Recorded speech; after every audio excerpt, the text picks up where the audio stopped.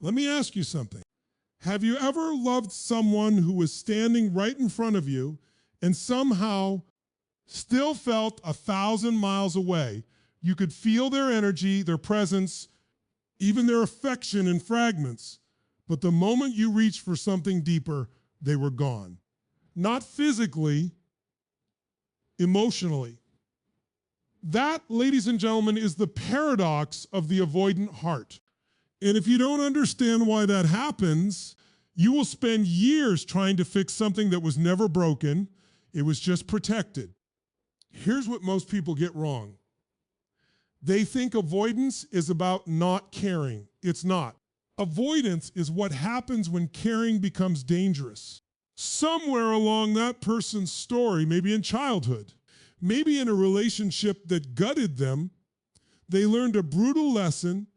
Closeness costs you something. Vulnerability gets punished. Need gets met with disappointment. And so the nervous system, brilliant as it is, adapts. It builds a wall not to keep love out, but to keep the pain of losing love from ever happening again. Think about that for a second. What looks like coldness is actually armor. What looks like distance is actually a defense system running on autopilot, forged years before you ever walked into their life. You're not dealing with indifference. You're dealing with a nervous system that has been trained to associate intimacy with threat. Now, here's why this matters for everything we're about to unpack tonight. Because if you don't understand the psychology underneath the behavior, you will misread every single signal that follows. You'll mistake distance for disinterest. You'll mistake inconsistency for rejection. You'll mistake fear for lack of love. And in that confusion, you will do one of two things. You will either abandon yourself, trying to prove your worth to someone who hasn't done the work to receive it, or you'll walk away from someone who genuinely could have loved you simply because you didn't understand the language their fear was speaking. This is the foundation. This is the lens. Everything I'm going to show you tonight, how to spot when you're just an option, how to recognize when you're truly the one, why avoidance tests the people who matter most. None of it will make sense unless you first grasp this truth. Avoidance is not the absence of love. It is love filtered through fear. And here's the deeper truth, the one that changes everything. You cannot love someone out of a defense mechanism that took decades to build. You cannot outgive, outweight, or outprove your way into someone else's healing. That work belongs to them. Your job, your only job, is to understand the pattern clearly enough that you stop internalizing their fear as your inadequacy. Because the moment you understand why they pull away, you take your power back. You stop asking what's wrong with me and start asking the only question that actually matters. Is this person doing the work to meet me, or am I the only one doing all the reaching? That question right there is the difference between chasing an option and standing confidently as the one. And that difference is everything we're about to explore. Now let's talk about the role so many of you have played without even realizing it. The role of the option. Being someone's option doesn't always look like rejection. That's what makes it so dangerous. It doesn't slam the door in your face. It leaves it cracked open just enough to keep you standing there, hoping. It looks like attention. It feels like connection. But if you study the pattern closely, you'll see it for what it really is. Access without investment, presence without commitment, warmth without direction. Here's the first sign, and I want you to really sit with this one. Inconsistency that you've learned to explain away. 1 week they're texting good morning, asking about your day, making you feel like the center of their world. The next week, silence. And you, because you're intelligent, because you're generous with your understanding, you make excuses for them. They're just busy. They're just stressed. They're just not a big texter. Let me tell you something. Consistency is not a personality trait. Consistency is a decision. And when someone consistently fails to be consistent, that itself is the answer. Second sign, you exist in the shadows of their life, not the center. The shadows, you're the last minute plan, not the calendared one. You're the person they call at 11 p.m., not the person they introduce to their friends at 2 in the afternoon. Ask yourself honestly, does this person make room for you in the daylight hours of their life, or only in the corners where no one else is looking? Third, and this one cuts deep, you never get real emotional access. You get performance, you get the highlight reel of who they are when it's convenient. But the moment real intimacy is required, a hard conversation, a vulnerable moment, a request for reassurance, they vanish, not always physically.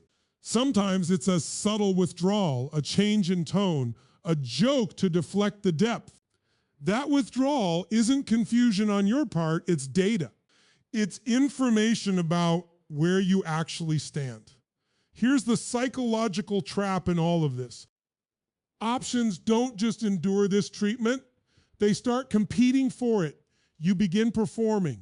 You start shrinking your needs, softening your boundaries, becoming easier to be around, hoping that if you just adjust yourself enough, you'll finally earn the security that should have been there from the start.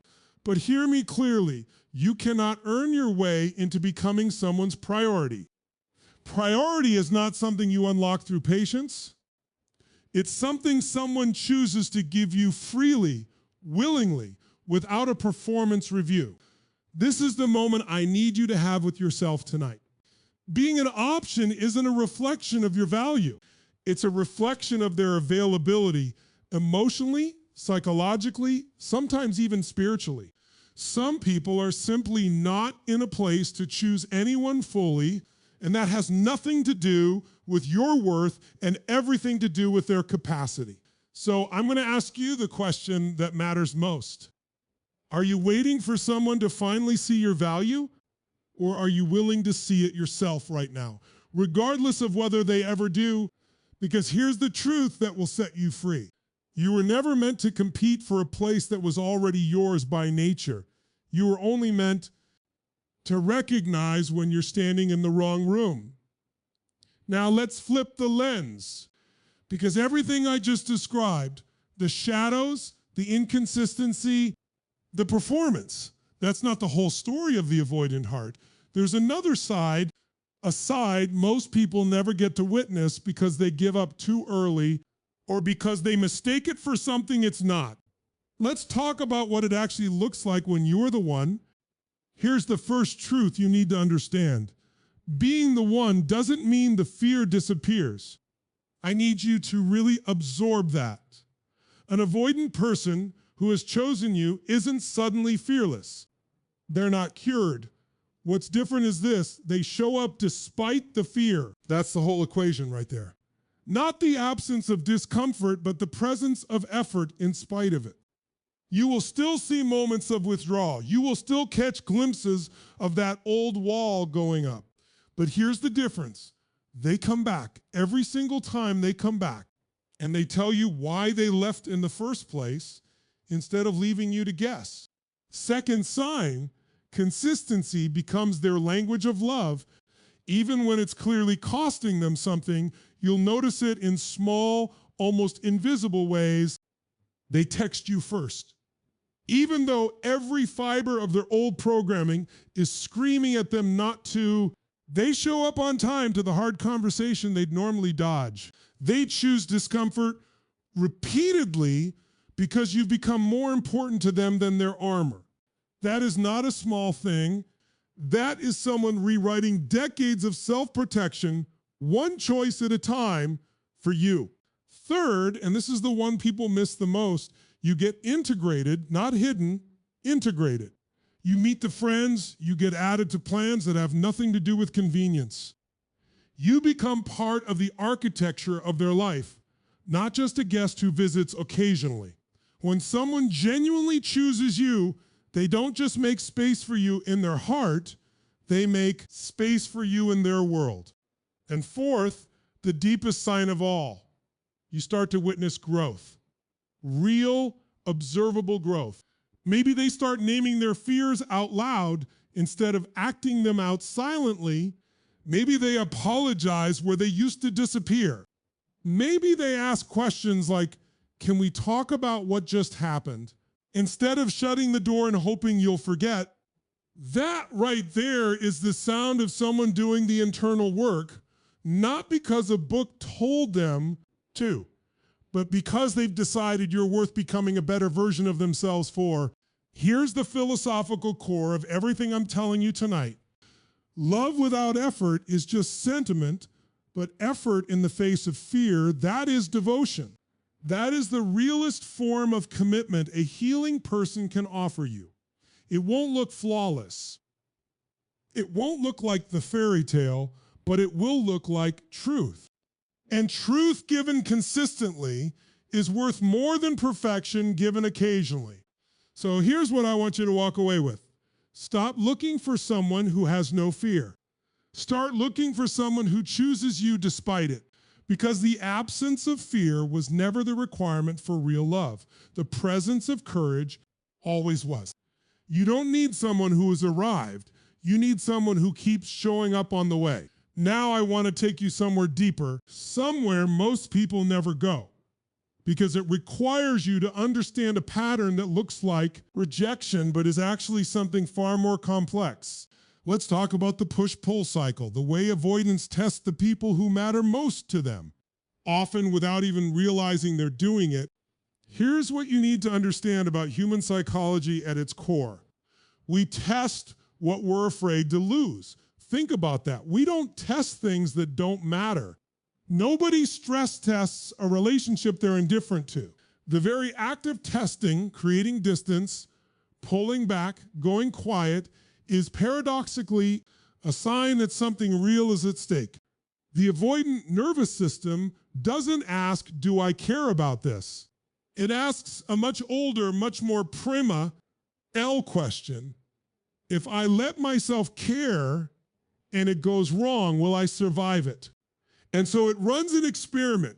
It creates space, not to punish you, but to see what happens in the silence. Will you chase? Will you spiral? Will you abandon your own dignity trying to close the gap? Or will you remain steady, rooted, unmoved in your own worth? This is the part that changes everything.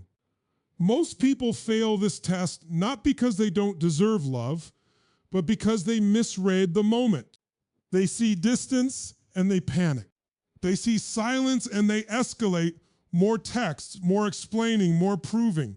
And in doing that, they hand the avoidant person exactly the evidence their fear was looking for. See, getting close to someone does lead to chaos. It does lead to losing yourself. The cycle reinforces itself and nobody wins. But here's the profound part, the part I need you to really understand.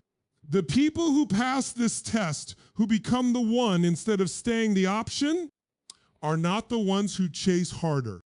They're the ones who stay consistent without shrinking and calm without disappearing. They don't collapse into anxious pursuit, and they don't retaliate with cold withdrawal either.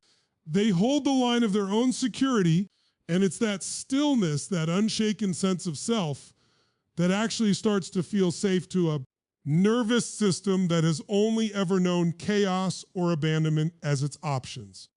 Let me say that again, because it's the whole philosophy behind this section. Safety isn't created through intensity, it's created through consistency. An avoidant person isn't drawn back in by grand gestures or desperate proof. They're drawn back in by the quiet, steady evidence that you're still you, whether they pull close or push away. This is where so many people get the psychology backwards. They think the goal is to pass every test the avoidant throws at them, but that's not it either.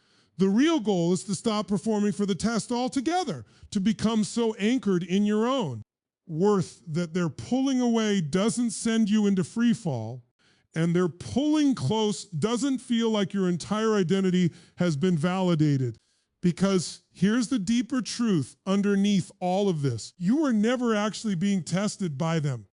You were being revealed to yourself The distance they create isn't asking you to prove your love. It's asking you to prove your peace. Now I have to talk to you about the cost, because everything we've discussed so far, the patterns, the tests, the signs, none of it matters if we don't confront the price you pay for staying in the wrong role for too long. And I want to be honest with you tonight, because love without honesty is just decoration. The cost of waiting to be chosen is not neutral. It is not a pause button on your life. It is active erosion. Here's what happens psychologically. When you spend months, sometimes years, positioned as someone's option, your nervous system starts to recalibrate around scarcity. You begin to mistake crumbs for meals. A single good text after 4 days of silence starts to feel like euphoria. Not because it's actually abundant, but because your baseline has been so starved that any attention feels like a feast. That is not love. That is a trauma response dressed up in butterflies. And if you don't name it, you will keep chasing that high, mistaking the intensity of relief for the presence of real connection. Let's talk about what this does to your self-worth, because this is where the real damage lives. Every time you accept less than what you know you deserve, you're teaching your own nervous system a lesson. And the lesson is this: my needs are negotiable. My peace is optional. My value depends on someone else's capacity to see it. You don't announce this belief out loud. You don't even consciously agree to it. But your behavior writes it into your identity. One small self-abandonment at a time. And identity, once it's written, becomes incredibly hard to rewrite. Then there's the anxious spiral, that specific, exhausting mental loop of analyzing every text, every delay, every shift in tone, trying to decode whether you're finally becoming a priority or whether you're still just convenient, that hypervigilance isn't weakness. Understand that. It's your mind working overtime, trying to create certainty in a situation that was built on uncertainty from the start. But here's the brutal truth. You cannot think your way into someone else's readiness. No amount of analysis will produce the safety that only their consistent action can provide. And then there's the overfunctioning, the quiet, exhausting labor of trying to earn a place that should have been freely given. You initiate more, you forgive faster, you explain their behavior to your friends before they even ask. You become a full-time advocate for a relationship that isn't advocating for you. And somewhere in that constant effort, you stop noticing that you're not actually building intimacy. You're building a case for why you deserve to be chosen. But love was never supposed to be a trial you had to win. Here's what I need you to take from this. The longer you stay in option status, the more it costs you, not just in time, but in the slow, quiet erosion of how you see yourself. And the tragedy isn't that they didn't choose you. The tragedy is what you were willing to become while you waited to find out. The most expensive thing you can lose while waiting for someone else's clarity is your own. So let me bring you home now, because everything we've walked through tonight, the psychology of avoidance, the signs of being an option, the evidence of being the one, the tests, the cost, all of it leads to one single unavoidable moment of truth. And that moment doesn't involve them at all. It involves you. Here's the realization that changes everything. You cannot force someone to choose you. Read that again, slowly, because I know how much you've tried. I know how many nights you've spent trying to be more understanding, more patient, more flexible, more whatever you thought would finally tip the scale. But choice, real choice, cannot be manufactured by your effort. It can only be freely given by someone who has done their own work to arrive at readiness. That's not pessimism, that's liberation. Because the moment you stop trying to engineer someone else's decision, you get your energy back. All of it. And here's where the real power lives. Not in changing them, but in choosing yourself. Let me be clear about what that actually means, because it's not a slogan you put on a mirror. Choosing yourself means you set a standard and you don't lower it just because someone charming enough or familiar enough walks in and challenges it. It means you recognize your own value with or without their validation. It means your worth was never up for a vote in the first place, theirs or anyone else's. I want you to understand something about boundaries, because we throw that word around loosely. A boundary is not a wall you build to keep people out. A boundary is a declaration of what you require to remain whole while staying open. When you set that standard D, when you say, I will not shrink myself to be chosen, and I will not chase what refuses to be still, you are not closing your heart. You are protecting the part of you that still knows how to give it fully to someone who's actually ready to receive it. And here's the deepest truth I can leave you with tonight. The goal was never to become irresistible enough that an avoidant person finally overcomes their fear for you. The goal is to become so rooted in your own worth that you no longer need them to. Because when you reach that place, that quiet, unshakable knowing, something remarkable happens. You stop auditioning for love, you start recognizing it. And you become almost impossible to keep as an option, because options accept crumbs. And you, standing fully in your worth, no longer do. Some of you tonight are going to walk back into relationships and finally see clearly what's actually being offered to you. Some of you are going to walk away from something you've been holding on to out of fear, not love. And some of you are simply going to breathe for the first time in a long time, because you finally understand this was never about proving your worth to someone else. It was about remembering it yourself. So I'll leave you with this, and I want you to carry it out of this room tonight. You don't find out you're the one by asking someone else. You find out by refusing to be anyone's option ever again. So let's bring it all together, everything I've shared with you tonight.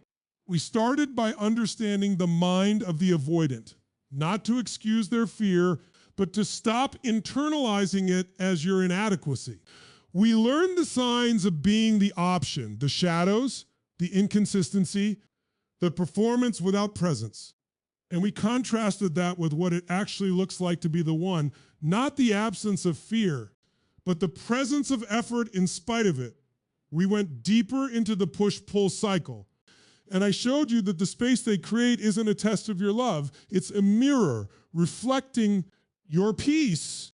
We confronted the real cost of waiting, the slow erosion of your worth every time you accepted less than what you knew you deserved. And finally, we arrived at the only conclusion that ever truly matters. You cannot force someone to choose you, but you can always, always choose yourself. Here's what I want you to understand as you walk out of this room tonight. This was never really a speech about avoidant partners. It was a speech about you. About the moment you stop outsourcing your worth to someone else's readiness. About the moment you stop asking, why won't they choose me? And start asking, have I chosen myself fully enough that it no longer determines my peace? Because here's the truth underneath everything I've said tonight. The one isn't chosen through chasing.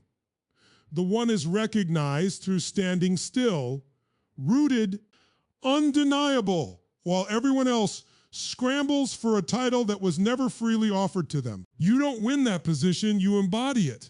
And the people who are ready to meet you there will show up in the daylight, not just the shadows. They will choose you with consistency, not convenience. They will do the work, not ask you to do it for them. So tonight, I'm not asking you to go home and change someone else. I'm asking you to go home and change the standard. Stop performing for love that requires an audition. Stop shrinking to fit into spaces that were never built to hold all of you. Stop waiting for clarity from someone who has none to give when you could be building an unshakable clarity within yourself. Because in the end, this was never a question of whether you're the one or the option to somebody else. The only question that ever mattered is whether you've finally chosen to be the one to yourself. Thank you.